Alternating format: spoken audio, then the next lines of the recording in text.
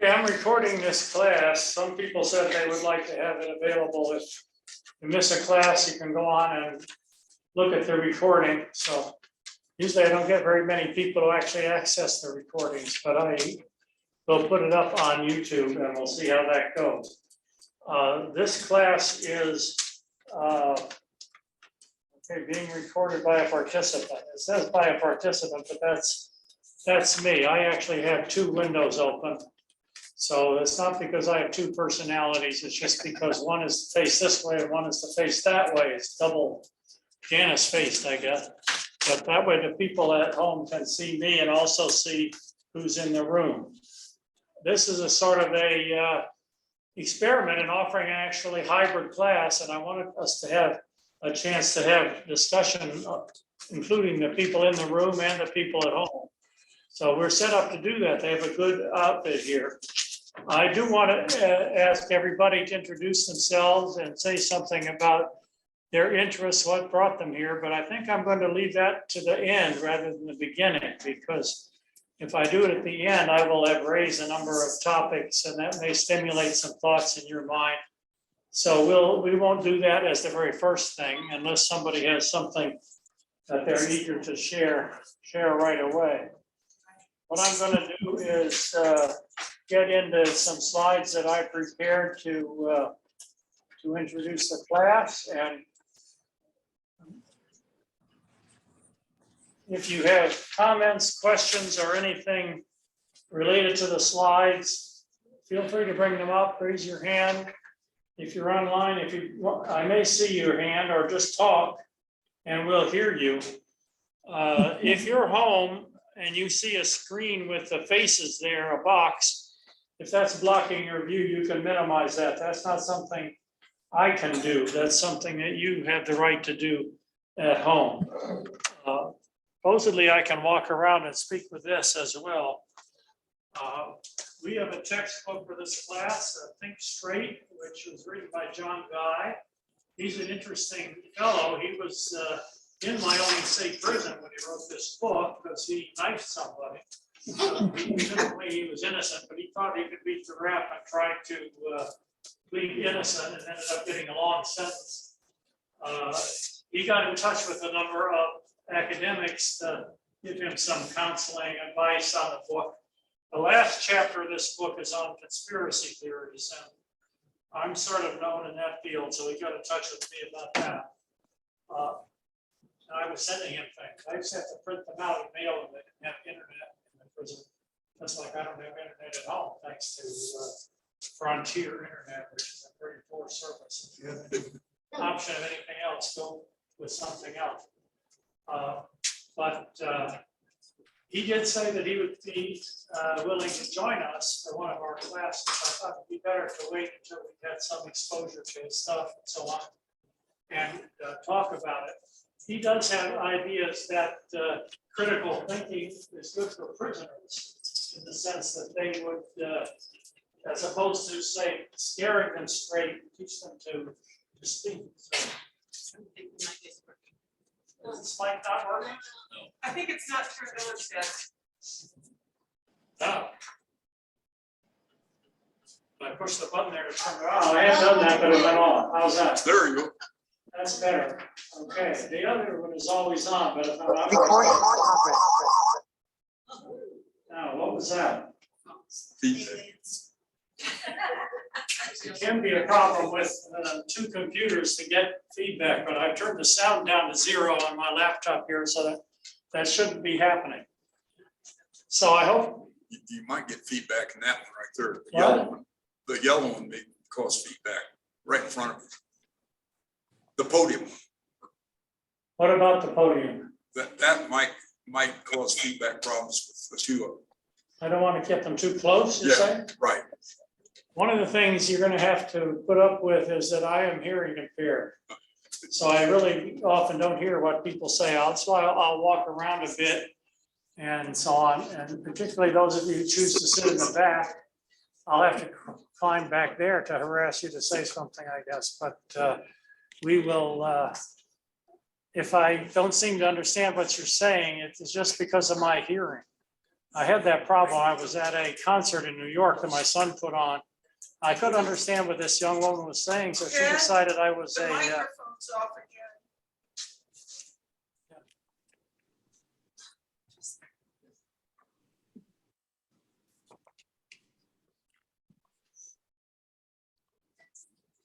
it keeps going off. That probably means the battery is not good. Yeah, low battery. It's always a problem here. Battery.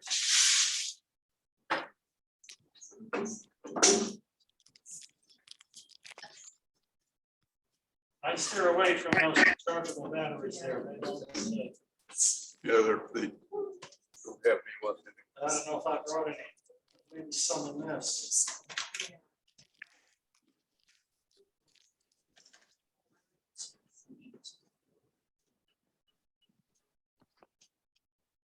I don't want to change the batteries.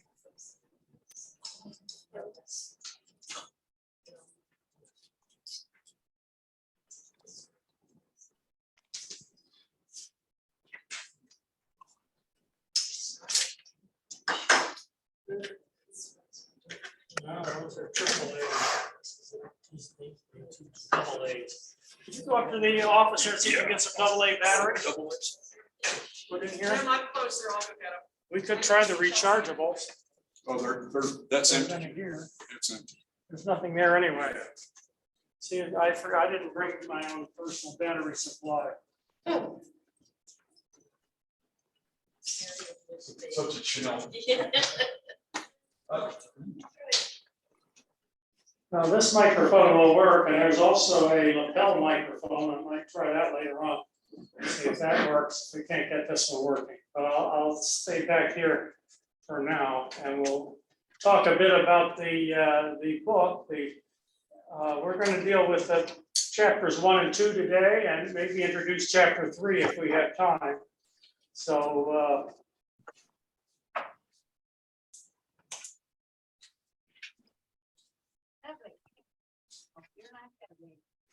I wanted to start a little later in the book with Aristotle. He does discuss Aristotle's book, rhetoric book, a little later on. So it's in the book, but not in the first chapter, because it's a little broader approach than just critical thinking. Aristotle wrote a book called Rhetoric, which was really defined the field of rhetoric for generations, and is still widely read and widely assigned in classes. He was a Greek philosopher, 384 to 322 BC, and he was concerned with the democracy that was emerging in Athens at the time, that people were trying to persuade other people. And how do you go about persuading people of your point of view? Now, persuading people of your point of view is somewhat similar to convincing them that your thinking is correct and to the way that you think. So it goes together with critical thinking in the sense that you want to get people to accept your thinking. Aristotle thought there were 3 main factors in rhetoric, which he defined with the words ethos, pathos, and logos, which are Greek letters, Greek words. Anybody here learn Greek? Used to be considered required to learn Latin and Greek for everybody, but now it's, we read it in translation. Ethos means appeal to the authority or credibility of the speaker. So you believe something if the source is credible. And the source has to be believable. Pathos means appeals to emotion, but it's more than emotion, it's also gut feelings, common sense to what makes sense. And that's something that is very commonly brought up in jury trials, the idea of persuading people that something is what you, persuading them to your point of view. Logos is appeals to logic, reason, objective evidence, facts. It's a little more than logic. It's also empiricism. It's evidence. It's data. And those are the three things that people appeal to. Now, in the field of critical thinking as an academic field, we tend to stress learning to use more logic and reason and objective evidence. But we also stress appeals to authority if it's the right authority. So both of those come into it. So I wanted to raise those terms just to get us started.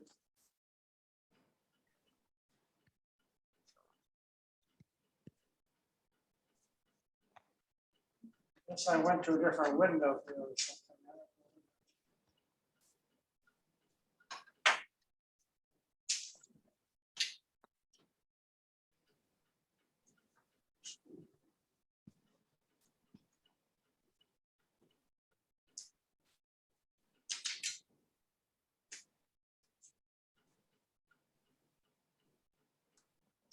I don't know why it's not showing the font anymore. I'll just start it over.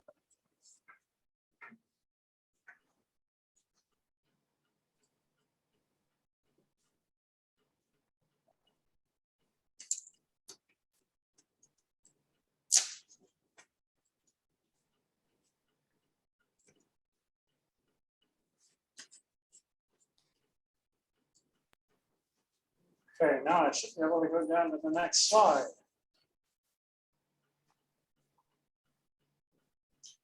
Take a look at this cartoon. Can you see the cartoon? Yes. Yes. Is that working now, Jim?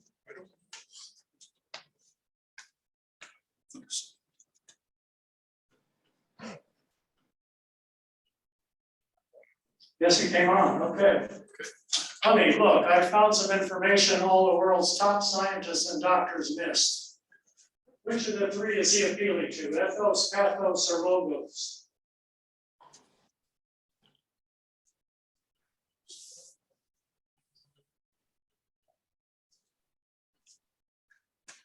Nobody, there's no grade in this class. If you're wrong, it doesn't matter. Ted, Yes. it looks as if he's claiming an appeal to logos, but I'm going to guess that his facts are wrong. I don't He know. is appealing to logos, and that's not such a great thing.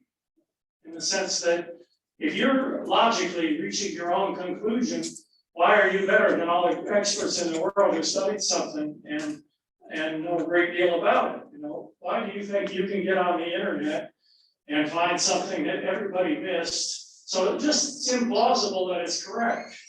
It is an appeal to logic, and conspiracy theorists tend to do that. They tend to say, we are independent thinkers. We don't allow anybody to tell us what we think. We find out our own facts, and then we reach conclusions.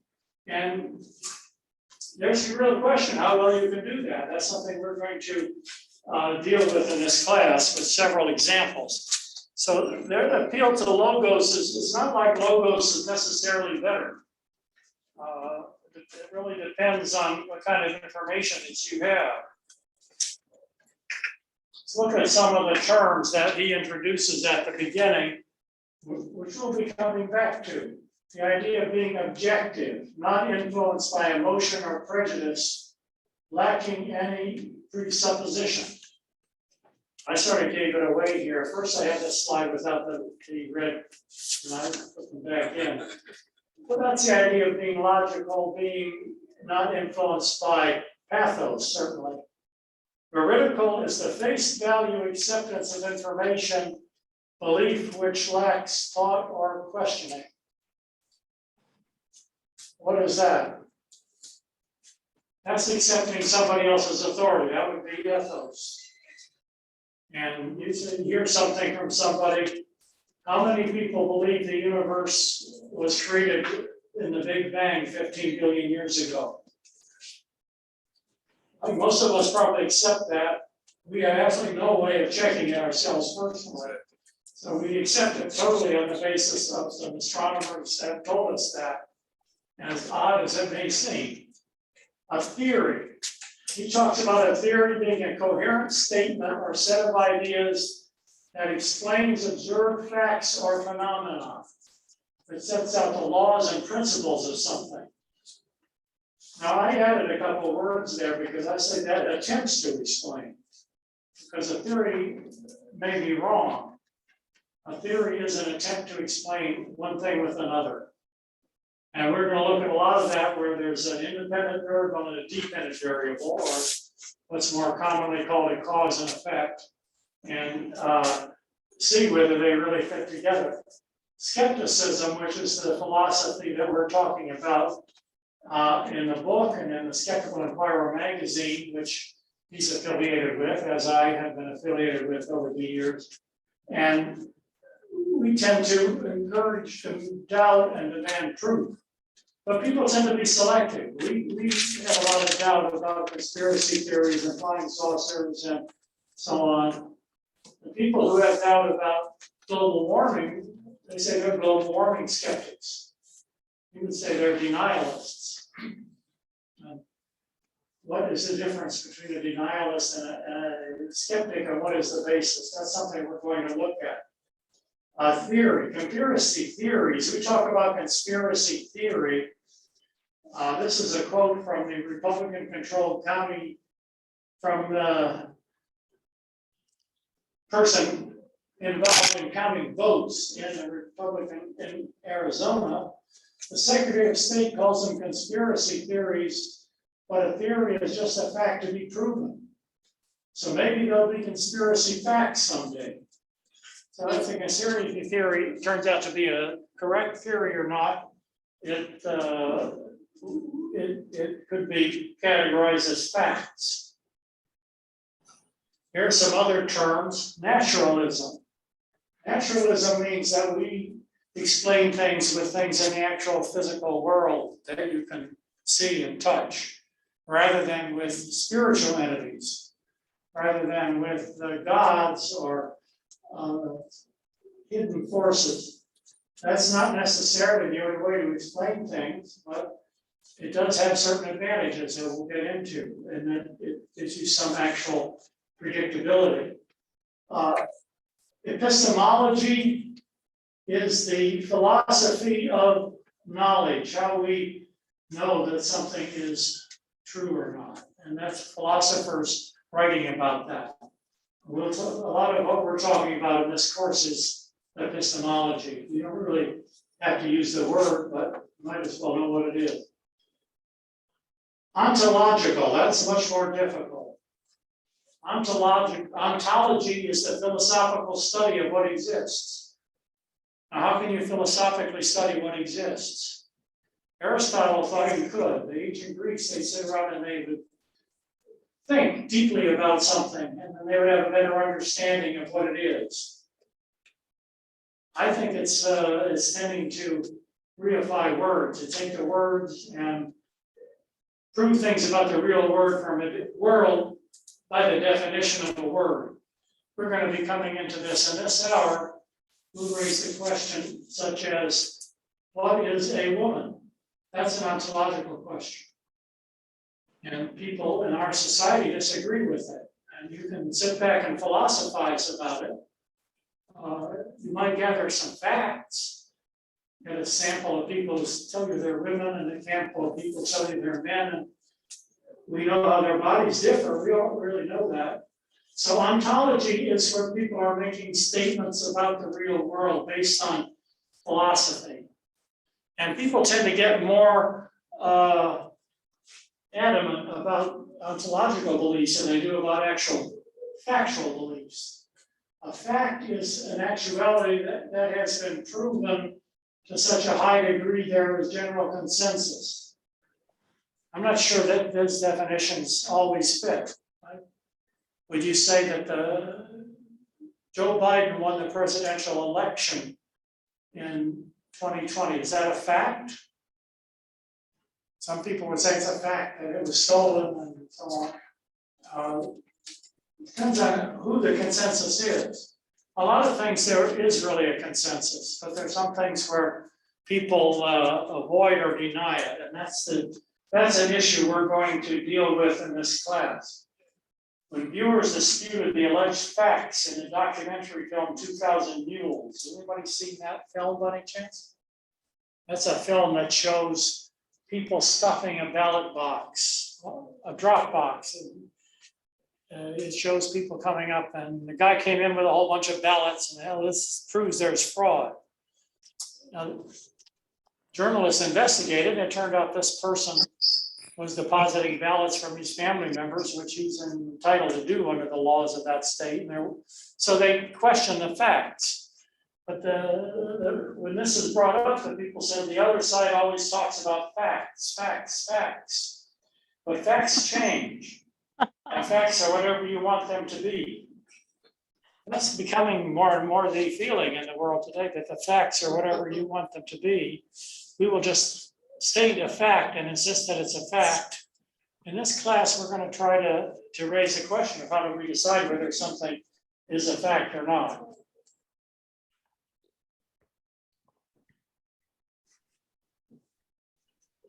These are some of the quotes that he has. Magical thinking that becomes deeply ingrained whenever faith takes over facts warps all areas of life. Let's see if we come across that. We have never understood, screen is not very good, anything about the universe by assuming the supernatural, while assuming naturalism is a working hypothesis has moved our understanding ever forward. What would be some examples of that? Suppose you look at the orbits of planets. Many of the philosophers said the orbit of a planet is a circle. Why is that? Because that's the most perfect geometric form, is the circle. And since God created the planets, God made them perfect, so there must be a circle. That's a logical argument you can make. The other thing you can do is actually trace the path of planets and fit a mathematical curve to them and see how they actually move, which would be the naturalistic approach. And God could make an eclipse if he wanted to. He didn't have to make a circle. I mean, I don't think the theological argument is very convincing, even on theological terms. But how do you determine what the orbit of a planet is naturalistically by studying it. And we see that with all kinds of things, like epidemics. Epidemics have been around for hundreds and hundreds or thousands of years. And what really has helped with an epidemic is coming up with vaccines. It's not with ascribing it to some supernatural force. Well, that's the difference that he's getting at here. This is an article that's often quoted by Daniel Patrick Moynihan. He had the quote, "Everyone is entitled to his own opinion, but not to his own facts." Well, that seems reasonable. But are we all really entitled to our own opinion? Depends on the topic, perhaps. My opinion is that anchovies are the best thing to put on a pizza. And my wife has a different opinion. Now that's obviously a matter of personal taste. So you're allowed to have your own opinion about personal taste. But what about your opinion about whether an election was stolen? Is that a matter of opinion, or is that a matter of judgment and you have to look at evidence? Lots of times people make opinions about factual matters.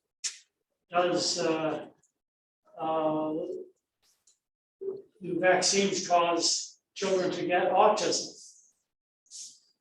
You can have your opinion that it does, and somebody else can have their opinion that it doesn't. But it's better to have some actual evidence and look at it and find out which is correct.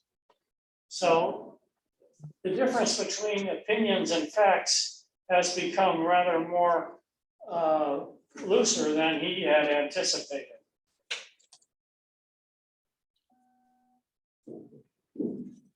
Now, the term fact, the word fact was developed in British jurisprudence to refer to testimony given by eyewitnesses. witnesses would give testimony, they would establish the facts. The judges would issue opinions as to the law.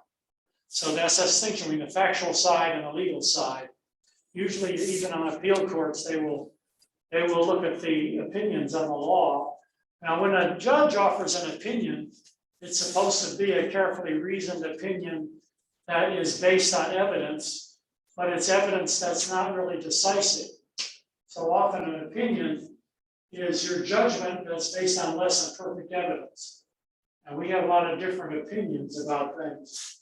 This is a quote from a flat earth activist named Jaron Campanella.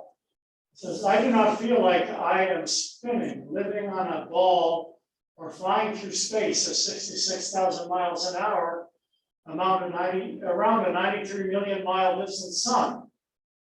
To me, those are facts, and to change those facts, I need evidence to make me give up my senses." He's been producing this argument for a year, and people have criticized him that he has no evidence to abandon the truth. But for him, the truth is what he sees, what he feels. Now, if you talk about the earth being flat or round, it kind of looks flat from my house. I mean, I can't see that it's a circle. None of these facts are really facts that you can establish personally. At least it's very difficult. In theory, if you go to the ocean and you look at the horizon, and when there's ships going over the horizon, you'll see them going down, and you'll see the top of the mast last. So they will sort of, you can see them going over the curvature of the earth, because you see the curvature of the earth on water. Because water maintains a constant surface, you can't see it on land. I tried doing that when I was on vacation down in Georgia. It's very difficult, partly because my eyesight is not great, but I had binocular, which is more than Aristotle had. He went and did that experiment too. They didn't have binoculars then. The people who used to do that, people in whaling towns in Nantucket, horizon to see if their husband was coming back, if a boat was coming, and you would see that. But it has to be a really clear day. You have to have good eyesight. And then people will say, well, that was an optical illusion. It's not really true. It's really flat. Why are there no flights from Argentina over the South Pole to Australia? Maybe not very many people want to go there. The airlines don't have flights, but I said that's a proof that there must be a way there. There was one guy who was building a rocket to shoot himself up to 30,000 feet so they could see if the earth was curved, which was a silly idea because you can get up to 30,000 feet by buying a ticket on an airliner sitting in a window seat. You don't have to go in your own rocket. But you don't really see much of the curvature of the earth at that height. It's a ball, but it's a big one. Now, why do we believe that the earth is round?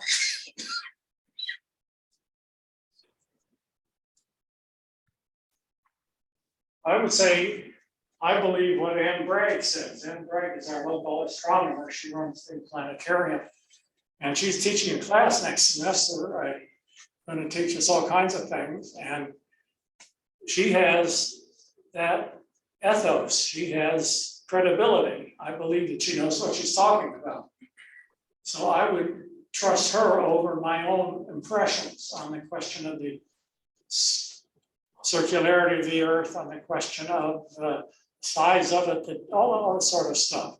So that you get into ethos, you get into relying on what experts think. Now let's look a little bit at theories. Some of you see this before because I used this in my Mexico class, but I'm going to do it again. A theory is a coherent statement of ideas that explains observed facts or phenomena, sets out the laws and principles. So what you do is try to explain one thing with another. This is a theory that was very popular in Mexico in the 18th century, colonial Mexico. And it is a theory of the relationship between caste and personality or behavioral character traits. People believe that whether you were Spanish or Native, indigenous or Black, determine your personality and your behavior. And then they developed a very complex theory of how they mix together. So you have a theory that has an independent variable, which is your caste, whether you're white or indigenous or black, and then various traits. Now, it's not a very well organized theory because the traits are sort of miscellaneous group of traits. Usually when you have a theory, you try to have the personality traits. There are 5 types or something. There's the introvert and the extroverted and the intuitive and the sensate. You don't have they just have miscellaneous things. But this gets into mixes. If you're born of a Spaniard and an English woman as a mestizo, who is generally humble, tranquil, and straightforward. Now that when you have a mestizo who's already mixed and a Spanish mother, you get a castizo who's an early master of horsemanship. And the son of a Spaniard and a castizo woman takes entirely after his father. The pride and sharp wits of the mulatto woman are instilled by his white father and black mother, I should say her. Spaniard and mulatto woman pass their respective characteristics. Born of the Spaniard and the Morisco is a short-sighted, mild, slow, and kindly albino. I thought an albino was somebody who had a birth defect and didn't have any melanin in their skin or something. That's a different use of the word, I guess. The Toma Atras are turned back, born of an albino father, and a Spanish mother has varying temperament and tradition. So they've got a theory, and they had posters painted by prominent artists to illustrate this, that you had in schools and clinics and so on. This is a one by an artist named Joaquin Magon.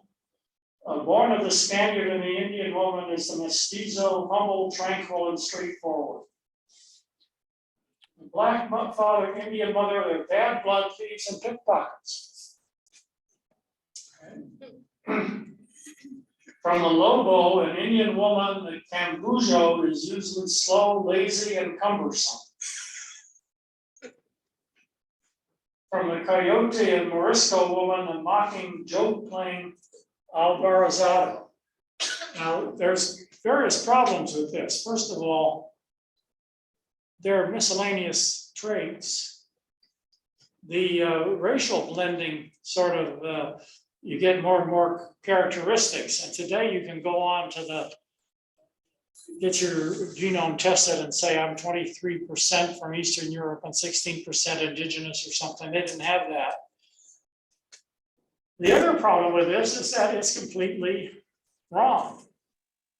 There's absolutely no correlation between these personality traits and these racial identities. And yet this theory, it seemed impressive because it was well developed. And maybe it fit into some of people's biases. They had artworks that they wanted to display. It did die out. I'm not able to find out whether it died out because of some research and people studying it, or people just figured out that it really didn't work with people that they knew. People who are various castes don't fit these traits. Somebody may not be a great horseman just because of the color of his mother's skin. So it died out with time. You don't hear of it anymore, but it was quite popular at the time.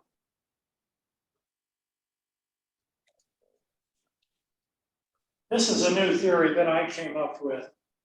This is the age of where a black father and a Filipino mother will be a great golfer. We could test this. We get a sample of children with a black father and a Filipino mother and see how many of them are great golfers. You see, it's not a pejorative thing, and it's overgeneralization. And people tend to do that. They look at one case and they will generalize to a larger sample. That's one of the things we try to do with critical thinking, is to look at sampling, look at the amount of evidence, not just look at whatever case happens to come along. You get a case like Tiger Woods comes along, but that does not in any way imply that the same thing will happen when people with that background have a child. Okay, here's another theory. This is the theory of phrenology. Has anybody been to a phrenologist? There were phrenologists on the boardwalk in Atlantic City some years ago. I haven't been back recently. A little booth together with fortune telling, tarot cards, other things that they do. Now, the phrenology is a very complicated, complex theory. The independent variable or the causal variable is the shape of your skull, which presumably reflects the size of the various muscles, as they call them, inside the head. So if you were particularly amative, that meant you had a big amity bump in your head. Or if you were particularly combative, adhesiveness. They have a very large list of theories: secretiveness, acquisitiveness, constructiveness, self-esteem. Self-esteem is number 10. Where is that? Here you see a skull where somebody had marked the actual phrenological areas on the skull itself, so you could study and you practice on this. And the phrenologist then feels your head and tells you what kind of a person you are and where your future is going to be. Now, this is a theory, and it's got quite a number of variables. Each of these, I suppose, are are variables. You could be benevolent or not benevolent, or whatever the opposite is. Firm versus lax. Wit versus boring. I don't know what's the opposite of wit. Here's form, size, and weight. Locality, tune, language. And this was a theory that a number of scientific people took seriously and studied, and they came to the conclusion that it didn't work at all. There's no correlation between these bumps in the head and what people are like. So a theory can be wrong and yet be very elaborate and for a period of time taken quite seriously. Now, there are other theories out there today that are questionable. Acupuncture is really quite popular. A lot of people go to acupuncturists. Many people think that it's complete nonsense, it's like phrenology, and it's a form of self-hypnosis, really. But anybody here been to a acupuncturist? I don't know if friends have gone to each. What do you think? Did it help? Yeah. No. Positive, negative? They stick needles in you? I had some friends who were quite enthusiastic about it. Now that's partly because if you just have one case, you've got something you can get better. You don't know really what caused it. You can't really reach a judgment about something just from one case because many conditions are self-limiting and you get better with no matter what. This is another one. This is hand reflexology.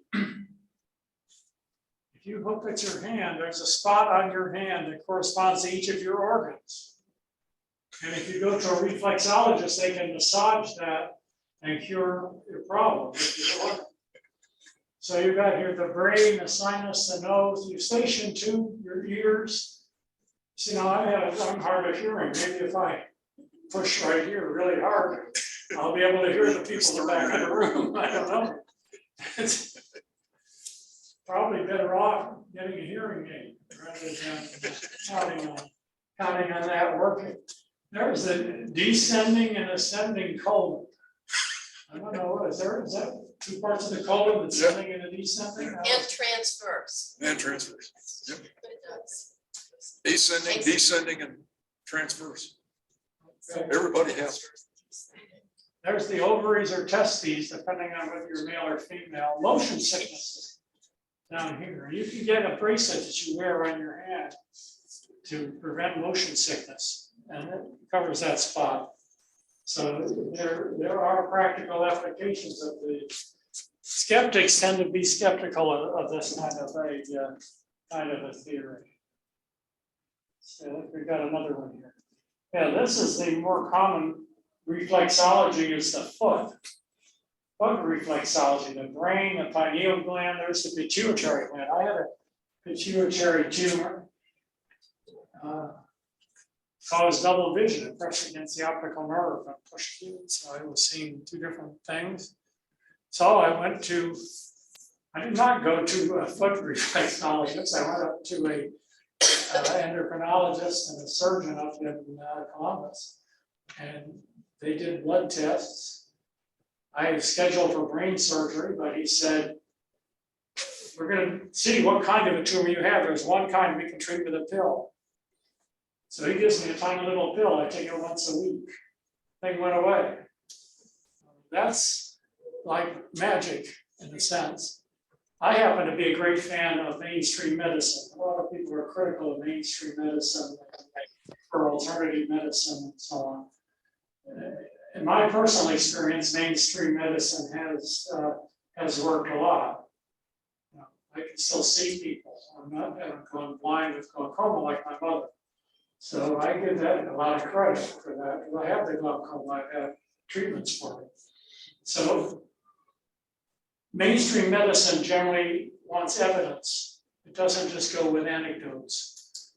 You may have anecdotes to give you an idea, but you want to prove something. And that's different than reflexology. This is reflexology and oil use. So you get your foot massaged with various oils, which could be a nice thing to do. It might be enjoyable to have your foot massaged, and it might make your feet feel better. I do believe in chiropractors, and I went to the chiropractor because I had what do they call it? The pain goes down the back of your legs. Sciatica, and he would relieve it immediately. So I think chiropractic actually has a body of knowledge that works for certain things, which are problems with the back and the muscles in the back and so on. They also have theories about how you can cure all kinds of other diseases by manipulating the spine, which I don't think are correct, but that's hard to prove. Testing some of these things is difficult. You can't really do a double-blind study on chiropractic because people know whether they got chiropractic or not. It's not like giving them a placebo pill as you do with vaccinations. There's also ear acupuncture. That is, there's a spot on the ear for everything.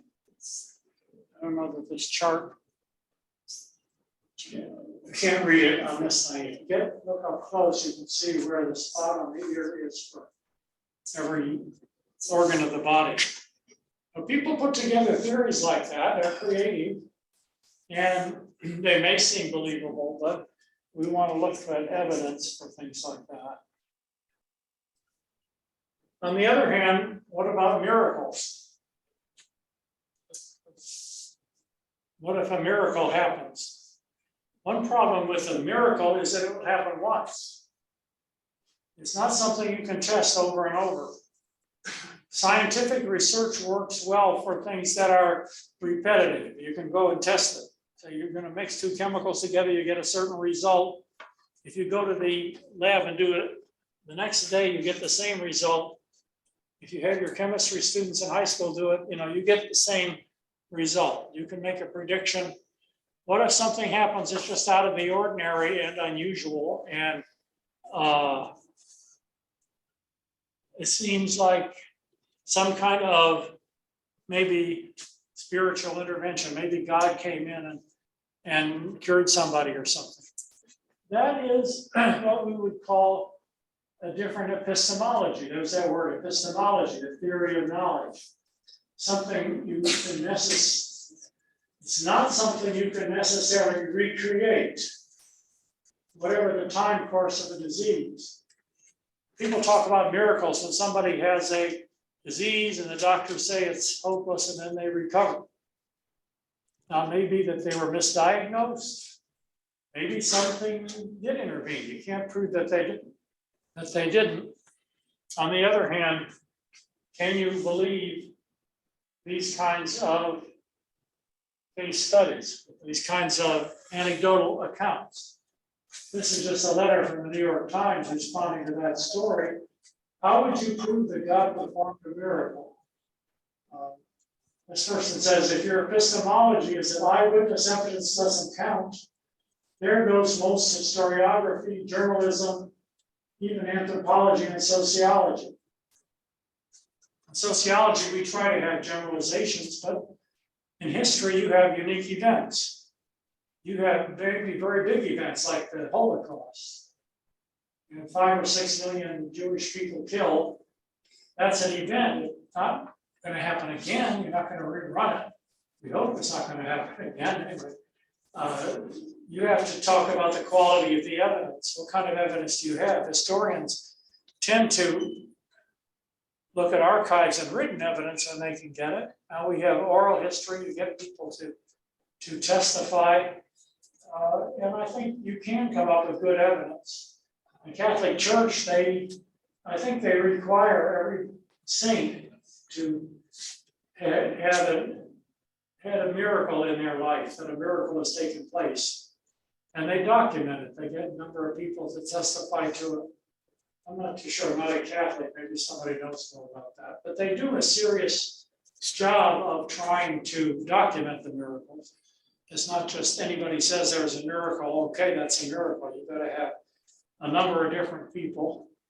Most journalists want at least 2 independent witnesses to something before they'll put it in something. But there are many things that are sort of one-time events. Did a space alien descend in Roswell, New Mexico, or not? That happened then. I happened to visit Roswell recently on my way to Death Valley. I stopped at the Roswell gift shop. There you have a model. That's a pretty sleazy outfit by now. That gift shop, it's a combination gas station and you can get candies and they have a model of something. Also, right next door, there's the Bordello, which is legal in Nevada. I inquired, I was curious. I said, if they have any women from other planets in there, maybe I'll give it a try. They didn't have any. They said all the women there were actually just people from the Earth. So it died out. The problem with those sorts of things is that if it only happens once, it may be difficult to disprove it or to come up with evidence of what really happened. But people expect something more than that. They expect if there's all these flying saucers, they're going to land, they're going to do something. With time, it just gets to be a repetitive story and people get bored with it. That's the thing with abductions. I've written some papers on people who believe that they have been abducted by flying saucers. And they come in the night and they scoop them up. And you know what they do with them? They mate with them. They take their eggs, if they're female or their sperm, and that seems so completely implausible that a species from another planet would be able to mate with a human. I mean, you can't even mate with an orangutan or something, which is pretty similar history. That's something that comes from. So you get these sort of bizarre theories. You get these big lines in Peru that are apparently were some sort of religious lines written by the native people. They have the theory that space aliens came and created all of them. And I always wonder, why would space aliens who are so advanced that they traversed the galaxy and broke the speed of light barrier, why would they devote all of that technology to come to Peru and live in a hut and live on rice and beans? You know, it doesn't seem.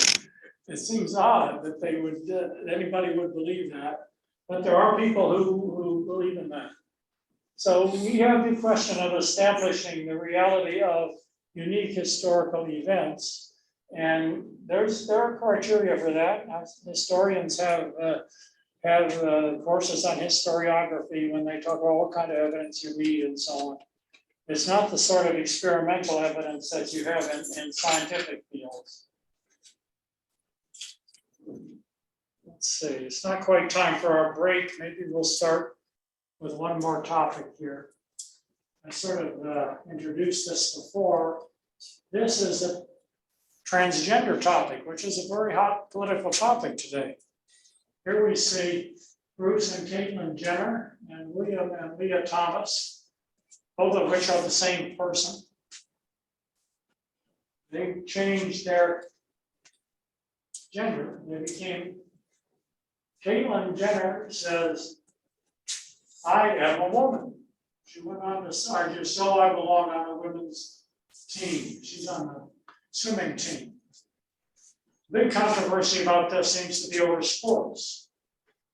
Whether transgender women should be allowed to compete with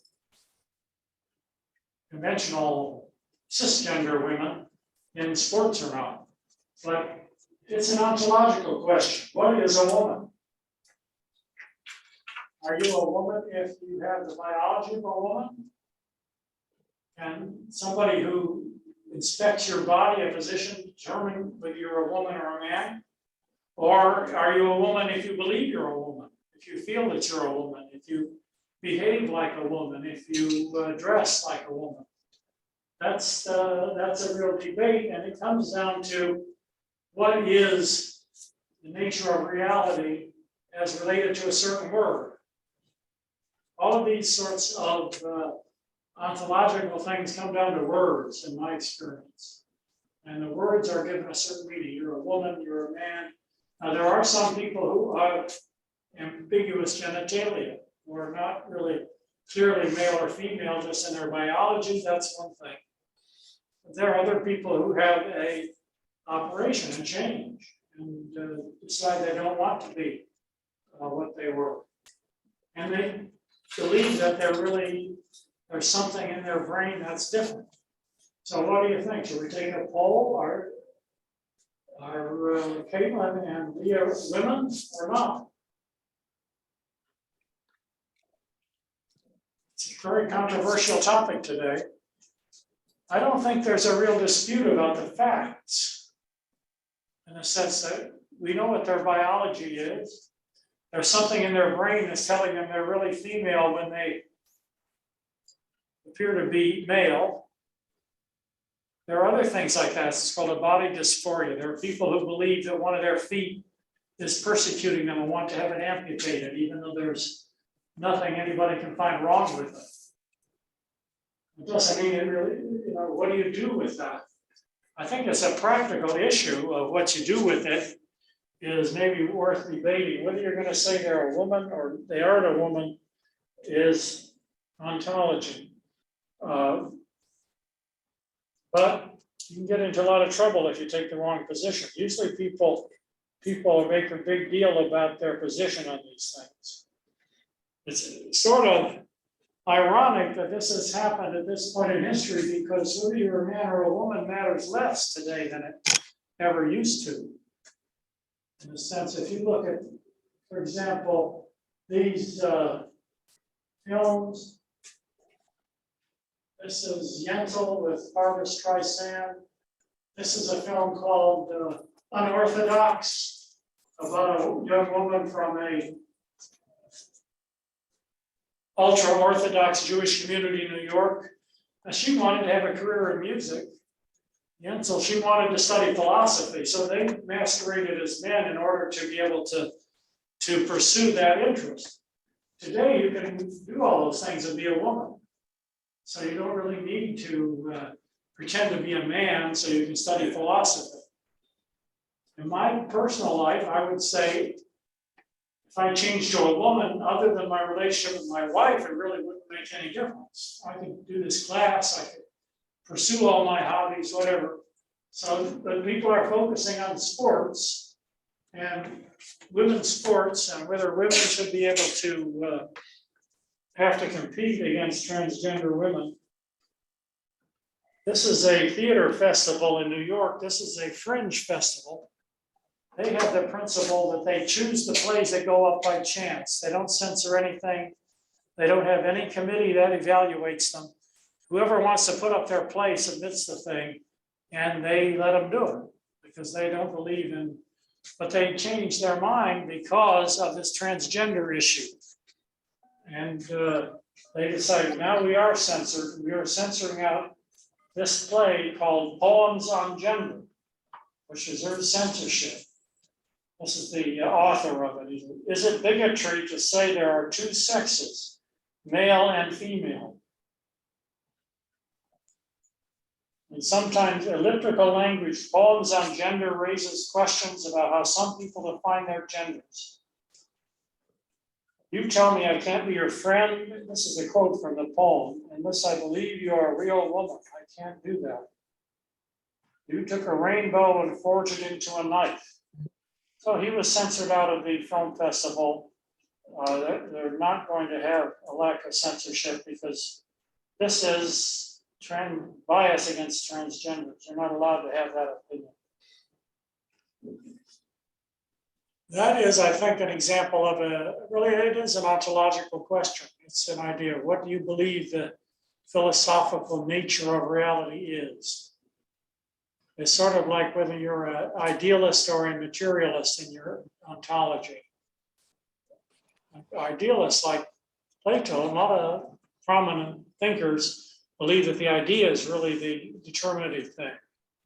And the physical world is just a faint image of the ideal, as I understand it. It's not really a specialization of mine, but so that you can have that idea of the ideal opinion, or you can have the idea that physical reality is what shapes things.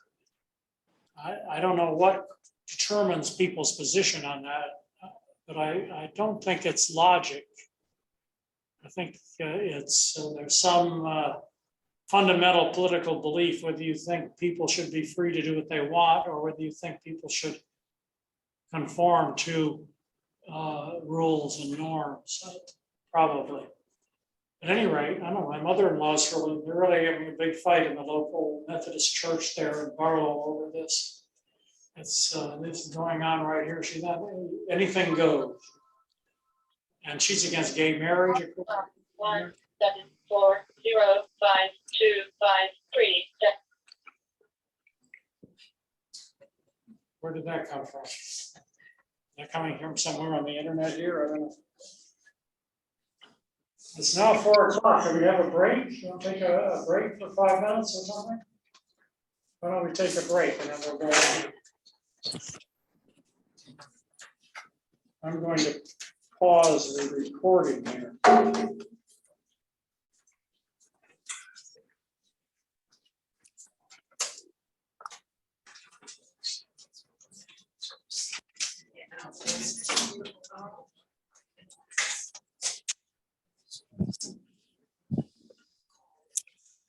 I'm recording on this computer.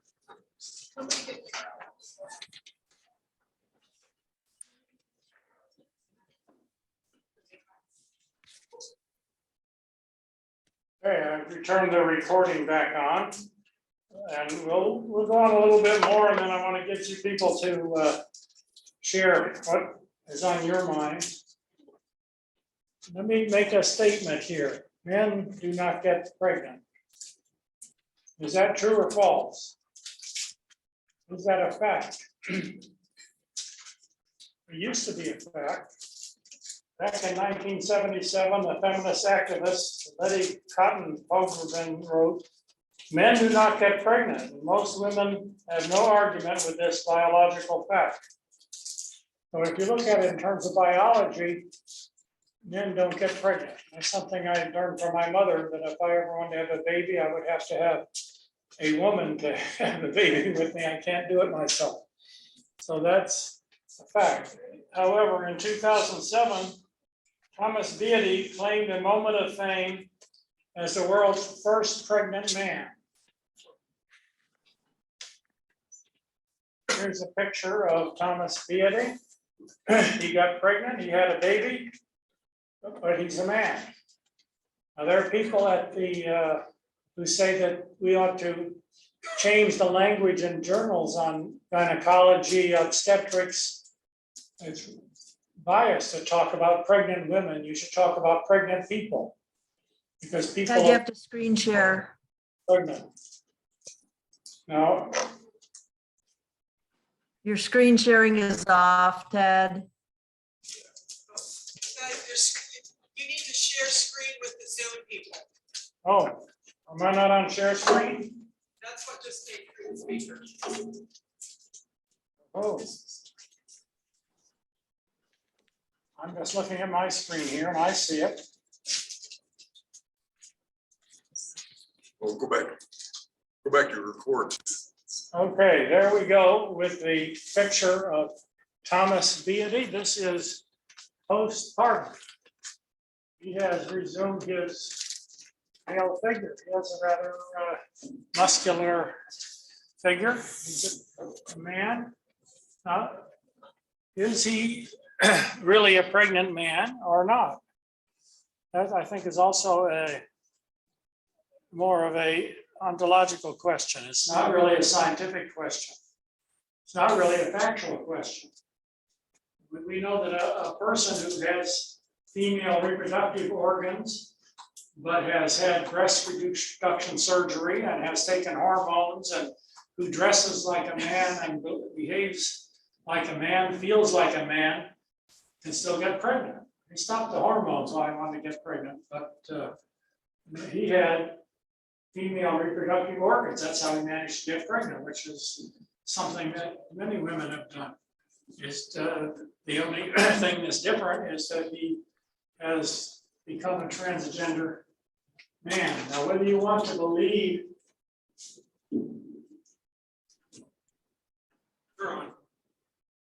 whether you want to believe that he's really a man or you want, I think it's better to just create new words. We have transgender man, and that's a cisgender man. We have words for that. We can create words that describe the different realities that are out there and not try to say the world has to fit into pre-established categories.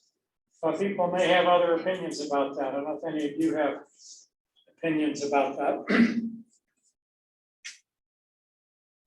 I'm going to touch briefly on some of the other things that are brought up in this chapter. He talks about system 1 thinking versus system 2 thinking. This is some research on how we use the brain. System 1 thinking is sort of automatic thinking. It's thinking that you do quickly, such as detecting that one object is more distant than another, orienting to the source of a sudden sound. When you walk down the steps here, you're not thinking about it. In the system 2 way, you're thinking about it in a system 1 way, which is very quick. Some things like 2 + 2 = 4 are so ingrained that we just automatically give the answer. We don't have to stop and give some consideration to it. What does that actually mean? What is an integer? Suppose all of the material reality in the universe disappeared and the universe was totally empty. Would 2 and 2 still equal 4? Or do you have to have 2 things and 2 things and then you count the 4? You have an opinion on that? Who's gonna ask the question? What? Who's gonna ask the question? Fortunately, I don't hear from back there. If the universe is empty, who's gonna ask the question?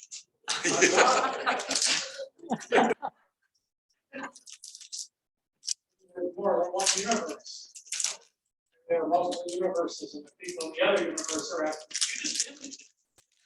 Some people say that God created the integers and people created the real numbers. Integers are an interesting ontological category. Carl Sanders Peirce wrote about firstness, secondness, and thirdness. You build up a whole metaphysics of the universe, starting with the integers. You have to have at least 3 to get a complex structure. That's the sort of thing that metaphysicians deal with. But that's not something we have to think about if it's 2 + 2. On the other hand, most of us would have to think quite a bit with a more complex mathematical equation, even if it wasn't very complex. So that's when you get into the system 2 thinking, when you stop and think about it. And that's what we're trying to do in critical thinking, is to do a little more of this system 2 type thinking about things. Think about what is really the reason behind what we believe, why we do what we do. System 2 thinking includes things like focusing on the voice of a particular person in a room. If I try to hear anybody, I guess I have to go system 2, turn up my hearing aid, whatever.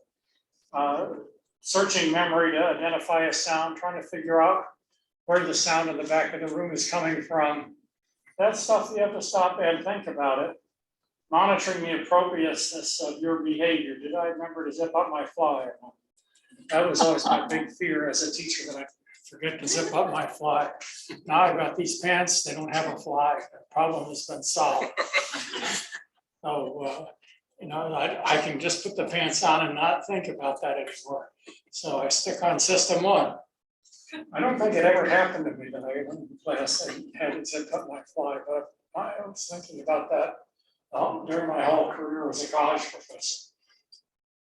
If you want to count the occurrences of the letter A in a page of text, you really have to concentrate on that, as opposed to just reading the text. You pretty automatically look at a word and know what it means. Although there's debates about that in reading theory. Do you teach people to just recognize a word, or you teach them to puzzle it out, whether it's sounding it out? Some people may learn to read one way and some people may learn to read the other. Questioning whether something is true or accurate. Checking the validity of an argument. Those are things that he talks about as system 2 thinking. You can read more about that in the rest of the book. And we're going to talk about the logic of arguments. I think that's the 3rd week, not the 2nd. Some critical thinking classes, they gave me a reference to one at MIT, or some school in Boston. They were logicians. The whole thing is on logic. Unfortunately, people don't really think that way. So I'm not sure how well it fits the real world, but it's something you can learn. If you're programming computers, and you really use rigorous logic. If you're going to use system 2 thinking, you want to begin by saying what the problem is. What is it you're trying to answer? And what are the criteria that you would have for an answer? How would you identify the criteria necessary to have an answer? Then you weigh them, decide which ones you believe in, come up with alternative answers. So you go through a process of saying, are there alternatives? What are those alternatives? How plausible are they? What evidence do we have for them? And that's what we're going to try to do more in the critical thinking class. Talk about the difference between facts and faith. Despite the rigors of scientific research, some maintain that what qualifies as a fact is not determined objectively. That what's true for one may be false for another. We each have our own individual truth. Can something be true for me and not for you?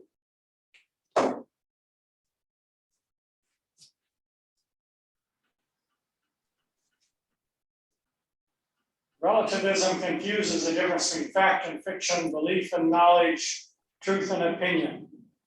In a nutshell, relativism implies that something can be true or false simply by believing or disbelieving it.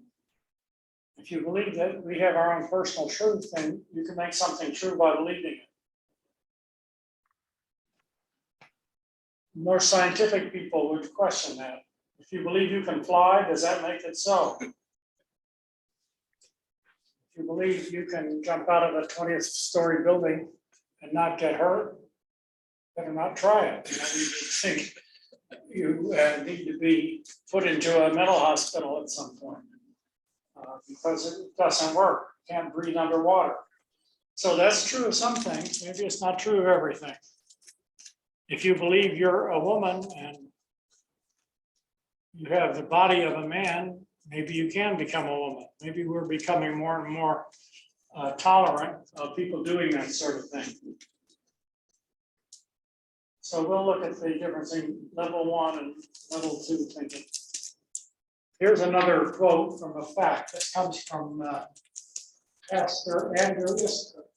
The fact that Jesus Christ has ascended to the right hand of God the Father to rule heaven and earth. Is that a fact?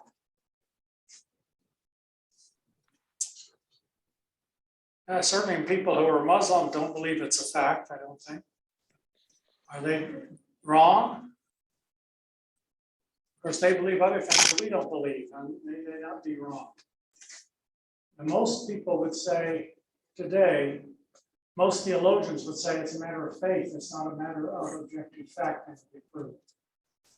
Belief in God is a matter of faith, it's not a matter of objective truth.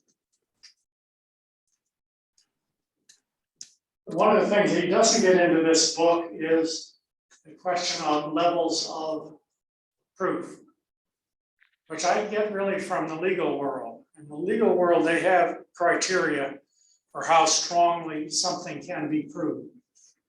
And these aren't necessarily all phrased quite right, but they do give you a list. The most certain you have is what we call beyond a reasonable doubt. I think that's the definition of what's a fact, something that's true beyond a reasonable doubt. Doesn't mean there can't be somebody who doubts it. People would doubt anything. People would doubt that the world exists and so on. But you say it's beyond a reasonable doubt. The courts, lawyers go with that. Less certain is it's clear and convincing.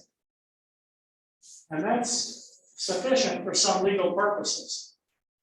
For criminal convictions, you used to have a reason beyond a reasonable doubt. If it's a civil case, or they have to make a decision one way or the other, they will go with even preponderance of the evidence. If you want to decide which parent should get custody of a child, you may not be able to establish that beyond a reasonable doubt. You may have reasonable doubts about that, but you still have to decide. The preponderance of the evidence shows that one is better than the other if you're in the position of being a judge who makes that decision. So that's a different level of proof. When you get down to probable cause, that means you think it might be true. And that's enough to justify an investigation. That often comes up when you get to things like the grand juries, or you get the prosecutors are going to investigate a case, they're going to get a search warrant to go into your house to look for something. They have to have probable cause, which means you have to have enough evidence to think that it's likely to be true and that it's worth investigating. That's another level of proof. Reasonable suspicion is even less. You may not have enough to get a warrant if you only have reasonable suspicion. You get down to scintilla and no evidence. If there's no evidence, the judge presumably will throw the thing out. So you have a whole range of levels of proof in the legal world. In the scientific world, we really haven't adopted that terminology so much. We will have probability. We'll say it's 95% certain or something like that, with margins of error. Statistical criteria. Where it has to be established is not at all correlated. This doesn't really fit the margin of error. It's more a matter of something having been reconfirmed in numerous studies. That is a better criterion for establishing the truth of something. So that's something I wanted to throw in. I don't think he discusses that at all in the book. People in critical thinking theories don't tend to talk about that. He also talks about skepticism as a philosophical theory, going back to the Greeks, really. Philosophical skeptics take the argument that you can't really know anything and argue against knowledge in general, that it's all subjective, nothing can be established. And sometimes people who are skeptics are confused, who are scientific skeptics are confused with that kind of philosophical skepticism. It rests on the assumption that true knowledge requires certainty. And since innumerable variables can undermine our certainty, knowledge is impossible. That's another mistake that people make, is expecting one cause for something. We're going to get into causality, I think, next week. But Aristotle made the distinction between a necessary cause and a sufficient cause. A necessary cause is something that you have to get there. Sufficient is enough to get there. That's a sort of a philosophical argument about causation. Now, I don't find it's very useful. You could say a necessary cause of being pregnant is being female. And that's pretty obvious. You don't really have to call it a necessary cause. If you cut somebody's head off, that's a sufficient cause for death, right? But, what we really want to know is things that are less certain than that. If you smoke cigarettes, are you more likely to get cancer and die, or less? It's not that smoking a cigarette is a necessary or sufficient cause of lung cancer. So when we talk about causation in the natural world, we're not talking about a sort of Aristotelian version of it. I think that's a place where he was going too far with his logic of words defining reality. What we have are contributory causes. We have causes that contribute and make something more likely. They may interact with other causes, and it gets very complex to untangle them. So that's a distinction that he makes in the first two chapters. Another point he makes is the necessity to put something in a frame or a context. A sentence needs to be understood in a frame or context. Look at this paragraph. A newspaper is better than a magazine. A seahorse is a better place than the street. At first, it is better to run than walk. You may have to try several times. It takes some skill, but it's easy to learn. Young children can enjoy it. Once successful, complications are minimal. Birds seldom get too close. Rain, however, soaks in very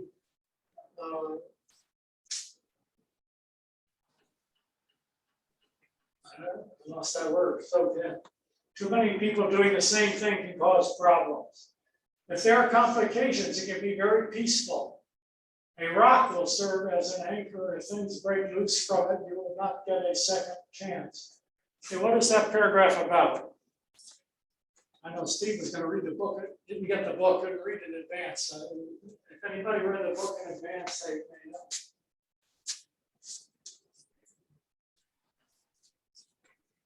Anybody there in Zoom land? If people in Zoom land have the answer, speak right up.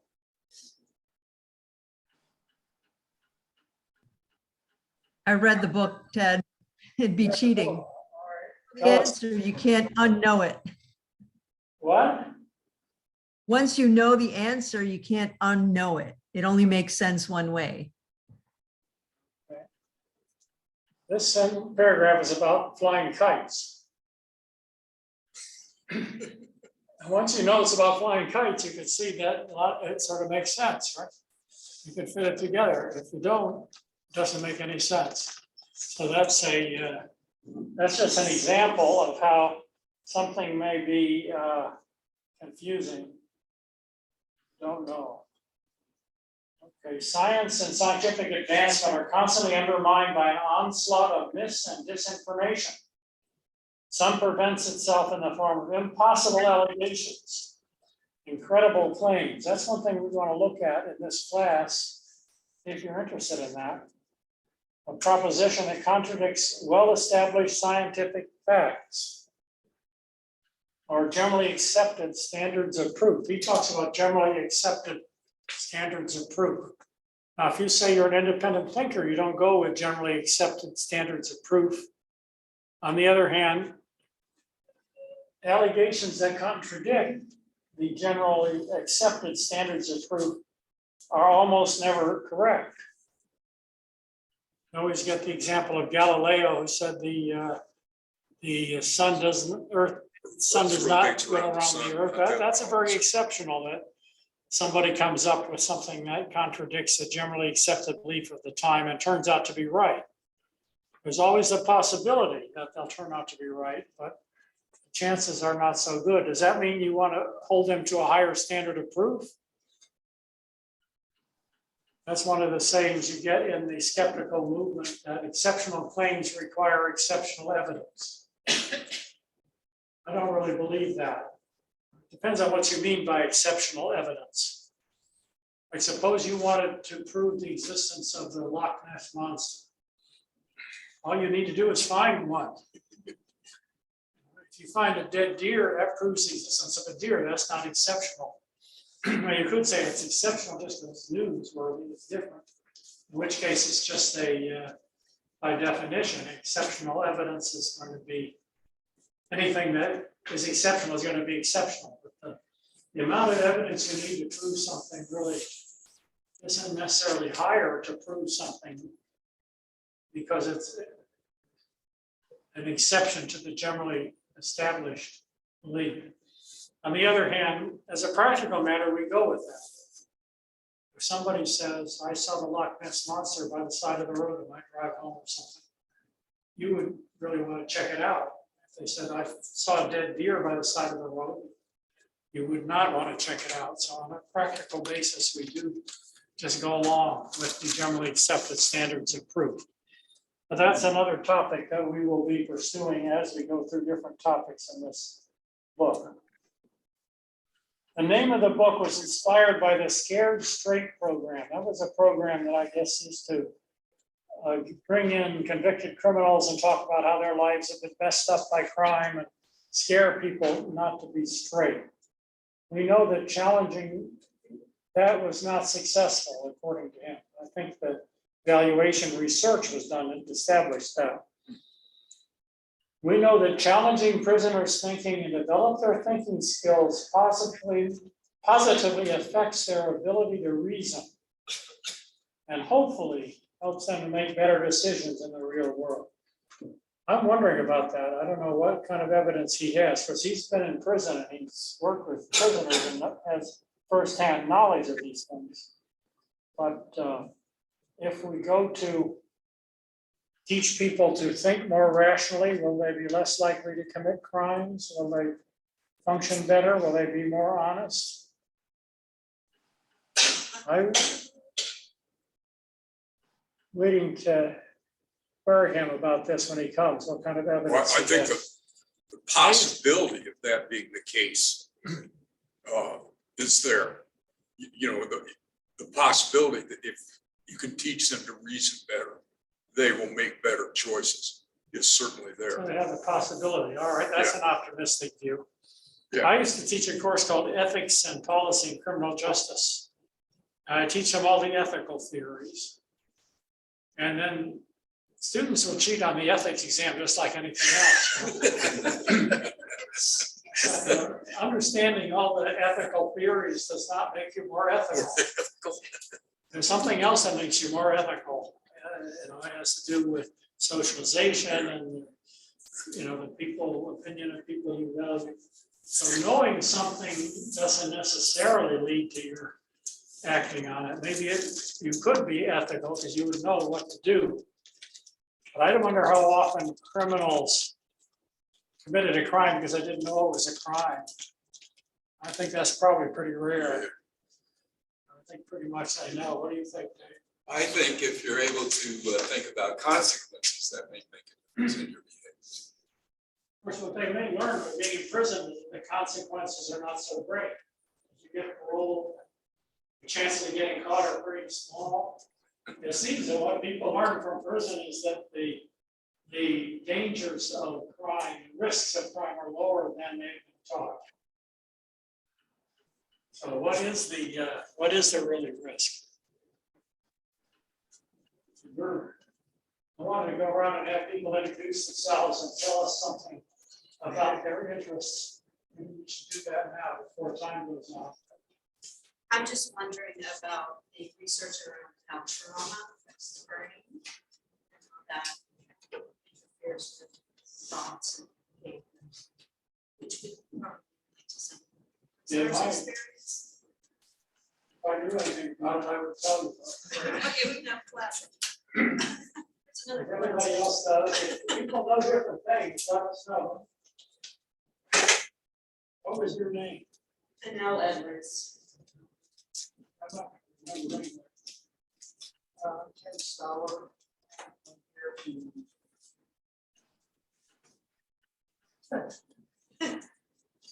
Learn to give a great deal over my wife and her opinion. That's next to that marriage. That's another class, too. I'm Larry Crowley from Williamstown.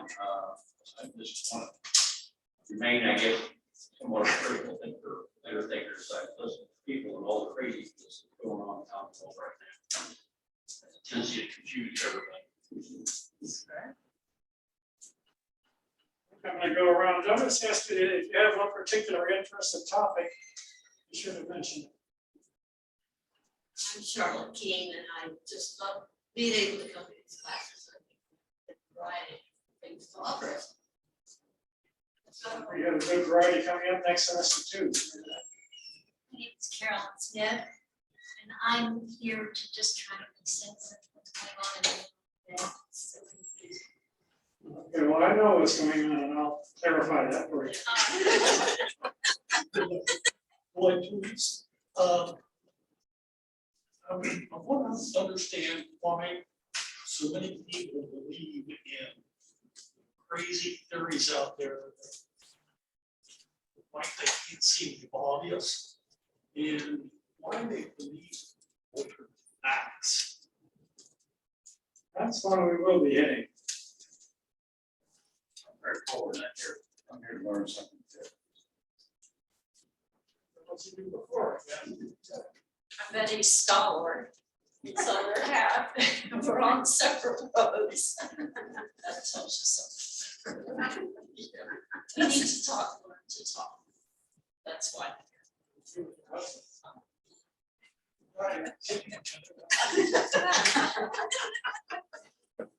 I'm Melanie Wentz, and I'm just here. It's the first time I've ever been to the class. See what it's about. You don't have to have a specific interest. You have a, like to hear about it. I'm Steve Meyer, and this is, I get these classes because it's cheap entertainment. So the tired people, we need to have someplace to go. I'm Maggie Meyer, and I'm here because, like you, this world just seems to be crazy, and I hope this will give me a better understanding of what's going on.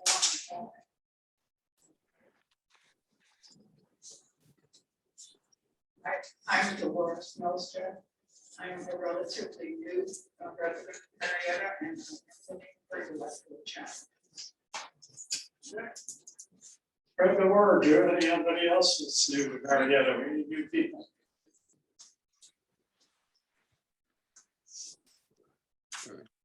I'm Roxanne Marshall, and our large classes help me explore and examine topics outside of my normal day-to-day routine.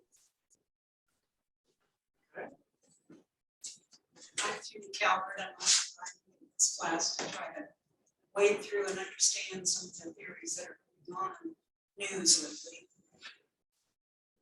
lately. Peter Brady, and I came because my ninth grade civics teacher emphasized that if you tell a lie often enough, people believe it.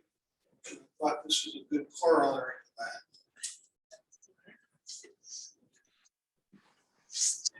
I'm David Kress, and I optimistically hoping to stave off Alzheimer's. Far already. So far, so good.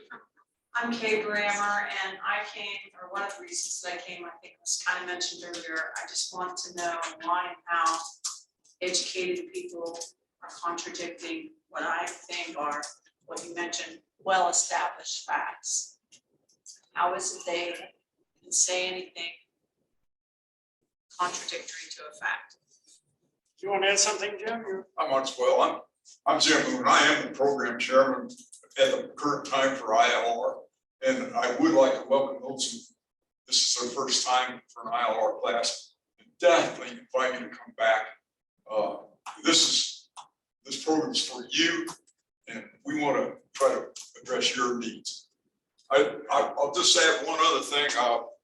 I spent about 10 or 12 years of my professional career kind of teaching a class in basic logic to engineers and managers on the basics of defining problems and coming up with solutions for problems. So it's kind of in the same vein. Those are like technical problems that had a solution. Well, some of them did, some of them didn't, but yeah, most of them had solutions. Let's hear from our people in Zoom land here. I'm going to turn off the screen share and put the whole everybody up. Let's see. There's two Ted Gersel windows. We'll skip that. Go on to Louise Barton. What brought you to this class? I really enjoy all of your classes, Ted. They all make me think about things differently, and a lot of times much more clearly. And I'm hoping this one is going to be along the same lines. So I think everybody can benefit from learning how to think more critically. That reminds me of something I wanted to ask, because Louise was in my conspiracy theories class that I taught here. That's the last chapter in this book, but how many people took my conspiracy theories class? So I may repeat some of that material because you haven't had that material, most of you. There are some new developments that we can go into. Okay, we have Anita Wender.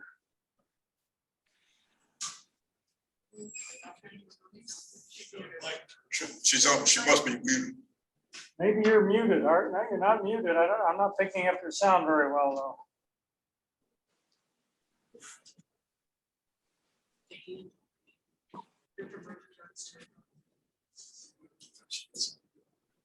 All right, I'm in. When you sign on, before you sign on next week, go to the thing where it says test your microphone and speaker and get it working. I mean, you can introduce yourself at the beginning of the next hour. Because we're not getting your sound, and I've tried learning lip reading, and it's really difficult. I was really getting somewhere when everybody started wearing masks anyway. They started filming. Let's see, Catherine Karski. I don't know if I pronounced that right. What brings you to us?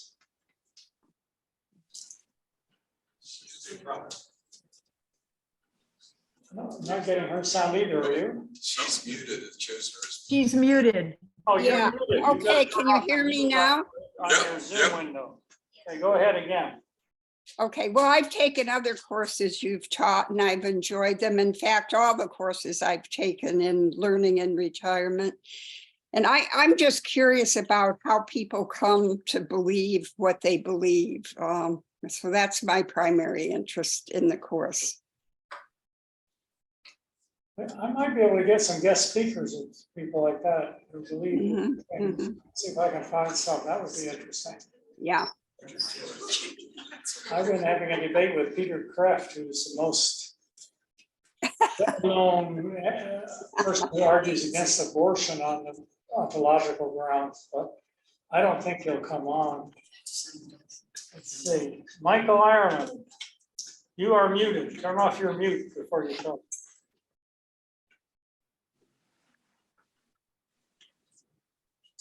Okay, what brings you to us? Did you ask me a question? I'm afraid I didn't catch it. Oh, we're just asking people what interests they particularly had in the class or anything they want to share. I put new batteries in my hearing aids this morning, and one of them has died already. And I have an erratic link to the computer. I got an alert when I joined in. And I really can't tell much about what people are saying. I'm sorry, I'm not benefiting a whole lot from the vocal part of this class. I did read the videos, the graphics, and some I recognized from being in the book. I think the first two chapters of this book were kind of a waste, but fortunately, chapter 5 was considerably more interesting, and then 6, 7, and 8, I think were truly great. So I think the good part of this class is yet to come, and I haven't read the whole book yet, but I hope it's good all the way through from here on out. I'm a little over halfway through, and I'm glad I bought the book. That's Harriet iPad. I think iPad is probably not her name, but what brings you to us, Harriet? You're also muted. Turn off the mute on your Zoom window. Lower left-hand corner, there's a mute button. There, how's that? George That's is good. muted too, so turn it off. Okay. Go ahead. I have attended several of your classes, yours and Jim's, and I enjoy them. But this one is particularly interesting to me because of the political situation we're in right now. That, you know, when someone comes on TV and they say alternative facts, I kind of hit the ceiling. And I'm interested in this class to see if there is such a thing as alternative facts. Hey, George Banziger, you're also muted still. Can you hear me now, Ted? Yes. Ted, I've attended several of your classes and I really find them meaningful. You usually do substantial research, and your PowerPoints are really informative. I have a long-standing interest in this topic. About 35 years ago, I was involved in studying belief in the paranormal. And there's actually a scale called belief in the paranormal. So I've been interested in a long time in why people believe paranormal events like psychokinesis and telekinesis and other kinds of things, who they are demographically, and how they can be changed. And I taught a course in the Elder Hostel program, which is now Rhodes Scholar, on belief in the paranormal. And I gave the belief in paranormal scale to people before the class and after. And I did see a change in their belief on most of the dimensions of belief in paranormal as a result of being in the class. So I think these kind of conspiracy theories or beliefs that are apart from our naturalistic understanding of the world are amenable to change. I wanted to give an example of a situation that duped a lot of people into accepting a claimed fact that was really not a fact. It involved a situation in Zimbabwe where there was a water shortage due to drought. So people of goodwill tried to investigate some means to draw water that would be less time consuming for the women who had to draw water, walking several miles and hauling it one jar at a time. So one idea someone came up with was to construct a merry-go-round and have kids go on this merry-go-round and spin around and have it linked to the well. So the water could be drawn from the turning of the merry-go-round. And everyone loved this idea. Kids having fun, water being more accessible and easy to draw. Turns out it was false, that there was no evidence that this merry-go-round could exert enough power consistently to draw this water. But it was something that was very appealing to people because there were many winners of this kind of idea, and it seemed to have a benevolent outcome. So that's the kind of thing that people can believe in. But I got about a third of the way through the book, so I'm looking forward to the rest of the book based on what Mr. Ireland said. I hope that's helpful, Ted. Okay, and we have Ken Van Regen. Ken, what brings you to our class? Well, I've taken, I think this is the third class I've taken of yours, and I've taken Jim's, and I've taken some other.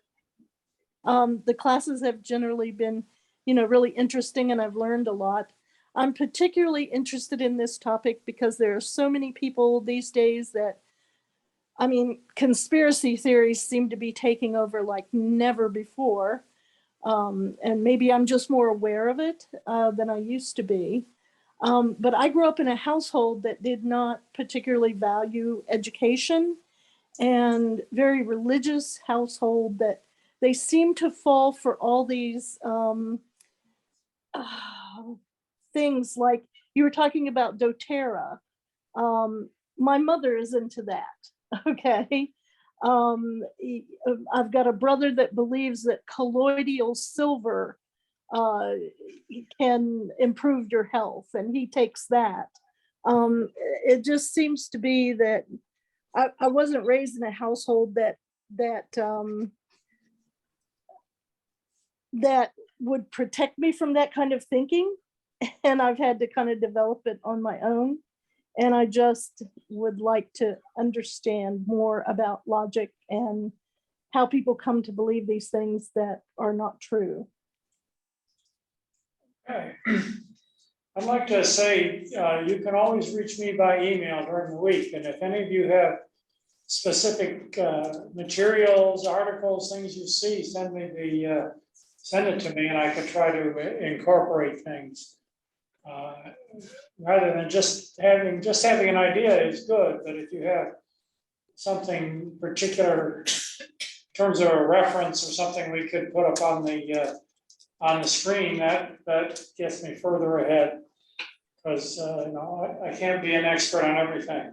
So we'll try to fix with that. Next week we're going to go on, I guess, to chapter 3. I will send you an email about that. I have the recorder going, so I'll have this recorded, but I think it looks like most people are here, so there may not be anybody who needs to watch the recording. But I'll also send you the slides, a link to the slides. So if you want to go back and look at any of the materials, you can look at the slides. And most of my slides, if you click on the picture, it'll take you to the source. So you can find the source and find more material on some of the topics by going through the slides.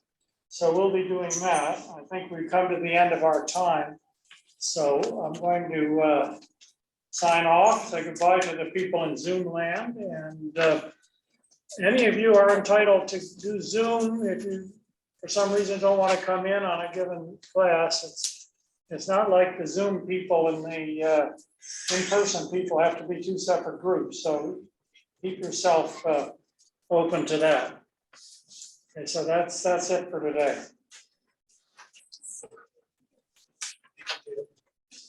Thanks, Ted.